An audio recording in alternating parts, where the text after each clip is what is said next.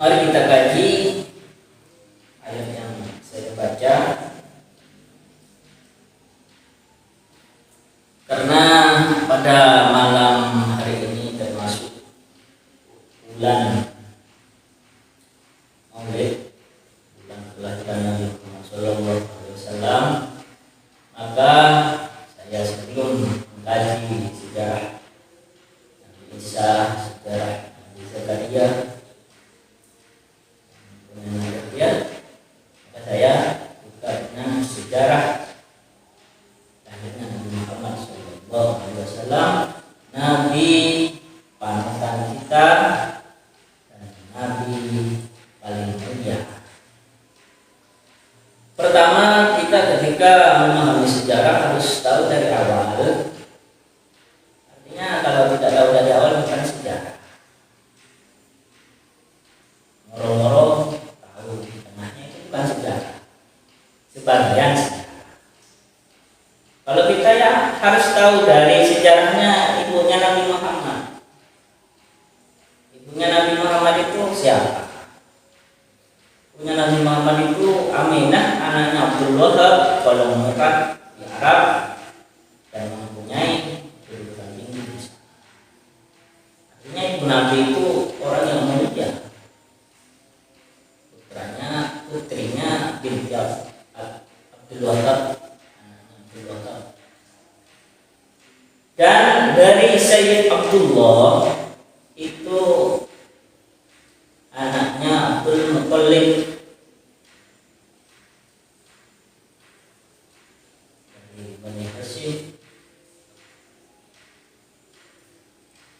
Setelah itu Aminah ini dikawinkan oleh Abdul Muttalib. Artinya wali dari Abdullah ini mengawinkan Abdullah dengan yang bernama Aminah, dikawinkan, dinikahkan. Ini dianggap di dalam syariatnya Nabi Muhammad, perkawinan sebelum adanya syariat itu dianggap. Dalam kitab Fathul seperti itu. Artinya Nabi Muhammad SAW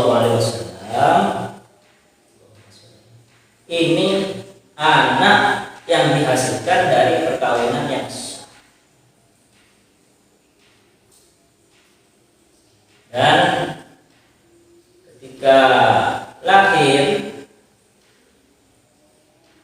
Nabi Muhammad ini diberi keistimewaan oleh Allah Subhanahu wa Ta'ala yang beda dengan kelahiran yang biasa. Pertama, keistimewaannya itu lahirnya seperti operasi sesar sekarang, tidak lewat rahim. Yang kedua, secara dampak lahirnya Nabi Muhammad SAW ini untuk menyelamatkan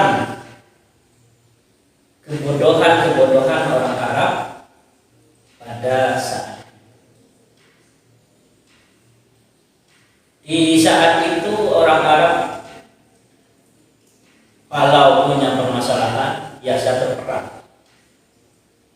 Artinya kekerasan yang dibuat penyelesaian. Seperti abahnya Rasulullah ini, Abdul Muttalib, biasa mengutus Abdullah berperang. Jadi Rasulullah berperang itu keturunan dari ayahnya. Kalau berperang hebat, berdagang hebat, tidak keturunan dari ibunya. Kalau bukan orang sembarangan.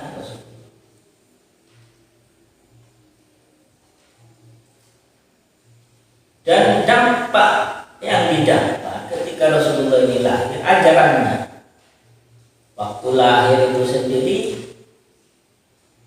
diberi tanda dengan bisa memberi kode akan melenyapkan kesirikan. Bayangkan api yang disembah beribu-ribu tahun oleh orang Majusi pada saat itu moro-moro mati. Dan sekarang ketepatan bulan kelahiran Nabi Muhammad, pagoda yang umurnya 500 tahun di Thailand roboh kena hujan. Hujan. Itu tanda-tanda keistimewaan lahirnya Nabi Muhammad SAW. Artinya jangan pernah meremehkan keistimewaan dari lahirnya Nabi Muhammad, dari kecilnya sampai dewasa, sampai remaja, sampai menjadi Rasul. Jangan pernah. Kalau masih tidak percaya, kurang ngaji, kurang buka kita.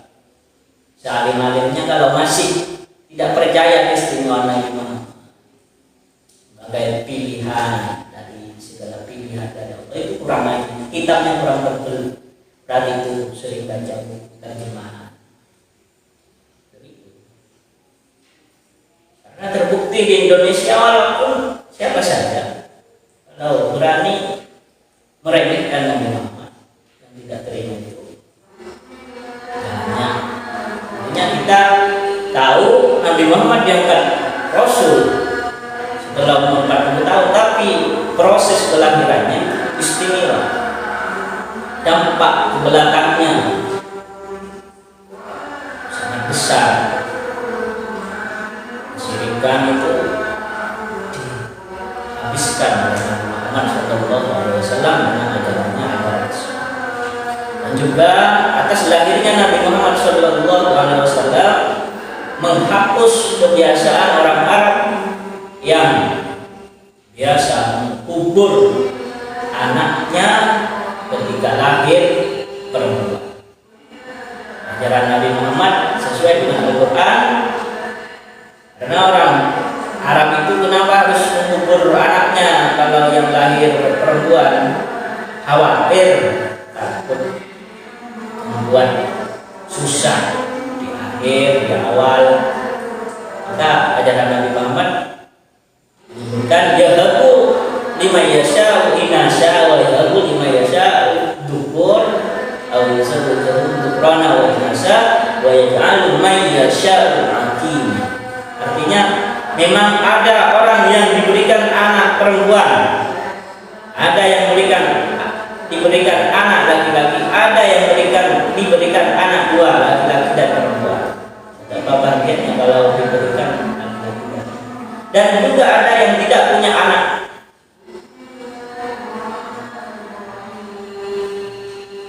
Ditambah di dalam ayat, tidak usah susah-susah seperti orang Arab jahiliyah. Kalau punya anak tapi miskin atau melarat, itu kan jahiliyah. Masa kita ingin meniru jahiliyah? Dengan barokahnya lahirnya Nabi Muhammad, ajaran jahiliyah itu sudah dihapus dan dijawab dengan Al-Quran. Nahnu narzuquk. Allah yang memberi rezeki bapak ibu anak-anaknya semuanya. Maka kita dengan lahirnya Nabi Muhammad ini ya harus bahagia. Nabi Muhammad dulu ketika datang perang, kalau nggak salah perang Badar, disambut tola'al badru alaina min zaniyadil wada wajabas sukru alaina mata alillah. Dengan lahirnya Nabi Muhammad harus bersyukur kita itu. Beda dengan lahirnya siapapun, karena Nabi Muhammad SAW itu paling mulianya manusia, pilihan Allah Subhanahu wa Ta'ala. Nabi Muhammad ketika disambut dengan tolaan, beliau tidak melarang. Disambut dengan banjari, beliau tidak melarang. Artinya pengakuan di dasar Islam itu termasuk hadis, karena hadis itu perkataan Rasulullah, pekerjaan Rasulullah, dan pengiyakan Rasulullah, pengakuannya. Kalau Rasulullah membiarkan ya sudah. Jadi tidak ada yang syirik. Kalau disirik-sirikkan bahagia dengan lahirnya Nabi. Dulu bahagia tidak dilarang, masa sekarang bahagia dilarang? Tidak ada larangan. Undang-undang itu tidak ada yang melarang bahagia. Seperti itu, artinya kita wajib bahagia dengan dalil Al-Quran lagi. Qul bifadlillah wa birahmatihi wa bidzalika falyafrahu. Katakanlah Muhammad, bifadlillah, dengan fadl Allah, pemberian Allah yang agung. Terus dibahas wa birahmatihi, dan rahmat-rahmat Allah yang diberikan. Wa bidzalika falyafrahu, maka dengan fadl dan rahmat Allah falyafrahu, bahagia. Huwa khairum mimma yajma'un, itu lebih bagus dari apa yang kalian kumpulkan. Apa yang lebih bagus? Ya lahirnya Nabi Muhammad sallallahu alaihi wasallam. Adanya Nabi Muhammad Rasulullah sallallahu alaihi wasallam ini lebih bagus dari apa yang kita kumpulkan. Jadi kalau orang Madura maulidan setiap hari, ada yang durasi waktunya agak lama, setiap hari lah. Ada yang di Madura itu Sampang itu durasinya pendek-pendek, tapi maulidan seperti barokahnya, bahagianya dengan lahirnya Nabi Muhammad. Itu harus dilestarikan, harus dicontoh oleh orang Islam, karena dianjurkan falyafrahu. Hadisnya Nabi Muhammad sallallahu alaihi wasallam tidak melarang kalau beliau disanjung. Tola al-badru, seperti rembulan, tidak melarang Nabi Muhammad. Artinya kita akan sholawatan itu menyanjung Nabi Muhammad dan memuji. Seperti itu. Maka itu clear, nas, hadis dan ayatnya sudah ada. Dan menurut ulama, bahagia dengan kelahiran Nabi Shallallahu Alaihi Wasallam tidak butuh dalil yang sahih, melainkan butuh dengan hati yang bersih dan hati yang tulus. Itu sudah. Dan kita beranjak ke pembahasan yang dibaca tadi. Di sini korelasinya anak soleh. Jelas Nabi Muhammad itu anak yang soleh karena dilahirkan oleh orang tua yang hebat dan pemberani. Jelas. Dan kuncinya anak soleh yang dijelaskan di tafsir tadi itu ketika Nabi Zakaria sering sholat malam di mihrab, di masjid, lotengnya masjid di atas, karena berpikir Maryam diberi rezeki oleh Allah dari surga, dan melihat langsung perkembangannya Siti Maryam, maka berkesimpulan Nabi Zakaria ini pasti Allah itu kuasa memberikan anak, karena mendatangkan keajaiban kuasa. Saya mau minta anak Nabi Zakaria minta anak ketika sholat tengah malam, langsung karena doanya Nabi dan yang merawat Maryam langsung dijabain oleh Allah Subhanahu wa taala. Qalatil malaikat, dijabain kunalika da'a Zakaria rabbah qala rabbi habli min ladunka dzurriyyatan thayyibah innaka sami'ud du'a. Fanadatul malaikah, ketika lagi sholat, fanadatul malaikatu wa huwa qaimun yusalli fil mihrab annallaha yubassiruka, sesungguhnya Allah membahagiakanmu sudah, Yahya musaddiqan wa nabiyyan minas sholihin wa hasura wa nabiyyan minas sholihin. Sudah diijabain doamu karena kamu sudah paham ceritanya para nabi, Nabi Muhammad, Nabi Isa, Nabi Zakaria dan anaknya Nabi Yahya, karena sudah paham. Kalau Nabi Zakaria paham ceritanya Maryam, ibunya Nabi Isa, dapat anak. Wa nabiyyam minas sholihin. Saya sudah tua, bagaimana bisa punya anak? Istri saya mandul. Berarti kalau mau punya anak, orang yang mandul itu ya pahami ayat ini. Pahami. Ya kalau dari saya mungkin bulan Maulid, karena pagoda di Thailand sudah roboh. Ya harus benar-benar memahami. Intinya telah paham, berdoa, sering sholat tahajud lah, dan berdoa. Karena yang tadi saya jelaskan orang yang mandul juga ada, tapi ini istrinya Nabi Zakaria ini tua mandul, kenapa bisa punya anak? Karena paham, oh Allah kuasa, Maryam diperlakukan istimewa, dan jawab Allah itu ketika mau mengerjakan sesuatu cukup dengan kun, sebagaimana Nabi Isa langsung diberi ruh, langsung jadi anak. Artinya Nabi Yahya seperti itu juga. Ketika sudah jelas semuanya seperti itu, Nabi Zakaria sangat bahagia dan ingin segera cepat terkabulkan dan terwujud anak yang waladan solihah tersebut. Coba ya Allah berikan tanda-tanda.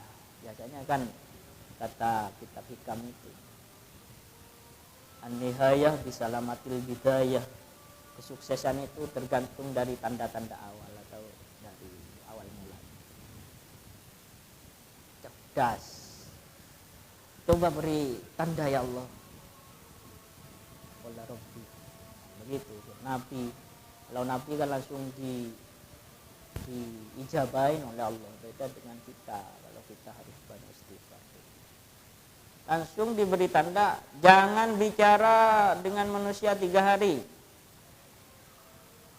Kecuali isyarah, maka Nabi Zakaria selama 3 hari tidak bicara. Dan syaratnya lagi kembali ke atas, zikir yang banyak dan sholat. Bil asyi wal ibkar, sholatlah yang banyak.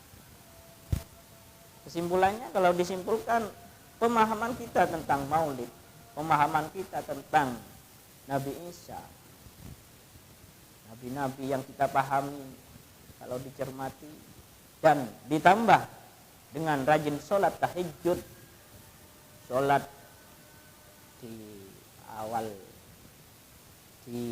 awal siang, duha, sholat di akhir siang, di tengah malam, tahajud, ini bisa memberikan anak bagi orang yang mandul. Buktinya nyata, yang menceritakan Al-Quran yang lugas tegas tidak keluar dari fakta kenyataan. Cukuplah yakin dengan itu, maka cepat punya anak. Alhamdulillah wa syukuril. Mungkin kesimpulannya seperti itu. Semoga bisa diambil hikmah, dan mohon maaf saya tidak menyinggung orang mandul, karena benar-benar disebutkan di ayat Al-Quran memang ada orang mandul itu, dan pengakuan Nabi Zakaria mandul, caranya punya anak seperti itu ya. Akhiran dari saya, wabillahi taufiq wal hidayah, wassalamualaikum warahmatullahi wabarakatuh.